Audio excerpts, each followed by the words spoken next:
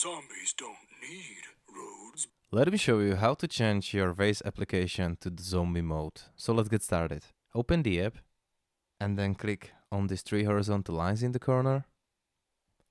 Next step is settings, then go voice and sound. Here make sure your sounds are on, and here click voice, and if you scroll a little bit you will find this cool option, English, zombie. Click on it, and now we're gonna test it. So enter your destination, click go now. All set. Let's hit the road. Zombies don't need roads, but we appreciate the order they bring. Yeah, and you can get this zombie voice on your Waze application. So this is how can you do it, guys. This is how can you change your Waze to a little bit of zombie mode. Thank you for watching. If you find this video helpful or funny, leave a comment or like and subscribe for more. See you later.